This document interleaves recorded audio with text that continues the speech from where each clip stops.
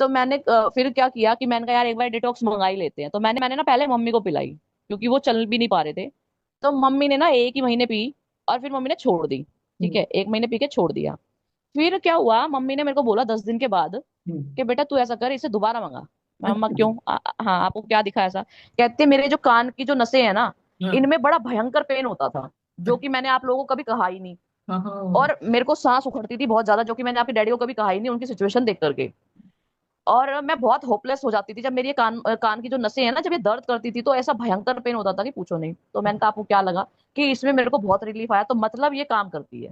Okay. तो मैंने क्या किया, मम्मी ने कहा तू दो मंगा, आपकी बार तू भी ले और मैं भी लेते हैं। मैंने कहा ठीक है, फिर मैंने दो मंगाई। अच्छा। फिर मम्मी ने भी पी और मैंने भी पी। तो मैंने उसमें ये देखा कि उस वक्त ना मेरी आईज पे स्ट्रेस की वजह, मैं सोती नहीं थी पूरी पूरी रात, टेंशन हम्म, रहती थी। फिर ये मतलब फैमिलीज का ये ऐसा ड्रामा मैंने देखा, वो चीजें मुझे याद आती, फिर डैडी की बातें, मतलब बहुत कुछ चल रहा था उस टाइम पे।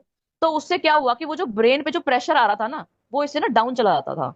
जो मेरे को ब्रेथलेसनेस होती थी एनजाइटी से, वो डाउन चली जाती थी, मतलब वो बिल्कुल रिलैक्स हो जाती थी। तो मेरे अच्छा। को फील होने लगा कि यार, अगर एनजाइटी में इतना वर्क कर रही है, तो इट मीन्स कि इसमें कुछ है। फिर मैंने मम्मी को पूरा 1 मंथ पिलाया। मम्मी ने कहा, मैंने कहा और मंगा दो? मम्मी ने कहा हाँ। मेरे ना ब्रेन यहाँ पे, मतलब ये तो जैसे फोरहेड होता है ना, हम्म, यहाँ पे मम्मी को ना वो दिखने लगती थी गांठें, अच्छा। बाहर निकल जाती थी, जैसे पिंपल होता है ना, मोटा पिंपल, हाँ। मटर के दाने से भी थोड़ा बड़ा। ऐसे ना हम्म, वो गांठें मम्मी के बार बार सर में बाहर निकल जाती थी, इससे वो डिसॉल्व हो गई। अच्छा। ठीक है, सेकंड मंथ में वो डिसॉल्व हुई। फिर थर्ड मंथ में मम्मी ने बोला कि जब मेरी ये इतनी इतनी जा रही है, तो मेरी मम्मा के ना मतलब 4-5 इयर्स में काफी, मतलब वो गिर गई थी छत से, और कुछ एक्सीडेंट वगैरह भी हुए थे। तो हम्म, उनसे भी ना पैरों में क्लॉटिंग थी, थाइस के पास में। हम्म, और वैक्सीन के बाद ना वो बहुत मतलब, जैसे कितनी बताऊं, प्याज होती है ना, छोटे वाली प्याज, हाँ, इतनी मोटी मोटी क्लॉटिंग उनकी थाइस में थी। बाप रे। तो डैडी तो चले ही गए थे, अब मम्मा बची थी। फिर इधर से मैं, फिर जब मेरे को 2 मंथ्स हो गए, तो फिर मैंने भाई को बोला कि भाई तू ऐसा कर, अब तू स्टार्ट कर। वो हम्म, कर नहीं रहा था, तो मैंने बोला, भाभी को बोला कि तुम दोनों एक साथ स्टार्ट करो, आप करोगे तो ये भी कर देगा। हम्म, तो उसको करने से भी यही हुआ कि वो जो चलते चलते ब्रेथलेसनेस होने लगती थी, जॉब पे जाते ही हाफने लग जाता, कभी भी फोन आ जाता था कि मेरे को घबराहट हो रही है, मैं बहुत परेशान हूँ, मैं बच नहीं पाऊंगा।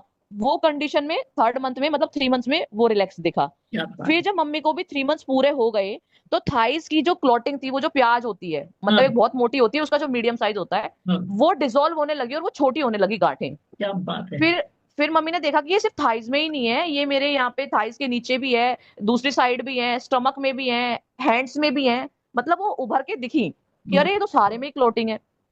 तो फिर वो उन्होंने कंटिन्यू 10 मंथ्स हो गए। उस दिन मैंने मैम को दिखाया था, उनको वो वेरिकोज वेन का भी इशू बन गया था। हम्म, मतलब हर चीज के अंदर रिलैक्सेशन आ गया, उनके लंग्स ठीक हो गए, ब्रेथलेसनेस चली गई, मेरी एनजाइटी में फर्क आ गया, मेरे हर्ट में जो पेन उठता था जब मैंने कंटिन्यूटी में लिया, तो मेरे हर्ट का पेन चला गया। क्योंकि मेरी उस वक्त कंडीशन ऐसी थी कि मैं बहुत डाइट और फ्रूट्स जूस, मैं उस वक्त डैडी जाने के बाद जो हमारी कंडीशन हुई थी, मैं अफोर्ड नहीं कर सकती थी। ठीक है। हम्म, तो इसके अंदर मिनरल है, क्योंकि मेरे ना हर टाइम पैर भड़कते रहते थे बहुत, ऐसा गंदे वाला पेन कि पेन किलर खाने के बाद भी 50% जाएगा, उससे ज्यादा नहीं।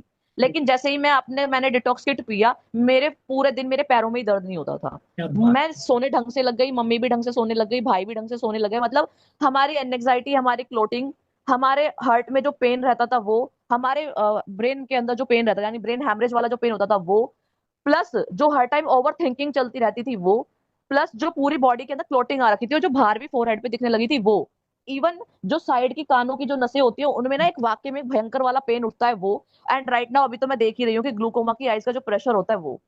तो ये अच्छा, ऊपर से मेरा स्टमक हमेशा अपसेट रहता था वो। तो मतलब ये जो सारी डिजीजेज है मेरे अकॉर्डिंग तो बड़ी भयंकर वाली है। और अगर मैं इसे नहीं लेती तो ऑब्वियस 1 साल के अंदर हम तीनों भी चले ही जाते। तो मेरे लिए तो ये दूसरी लाइफ है।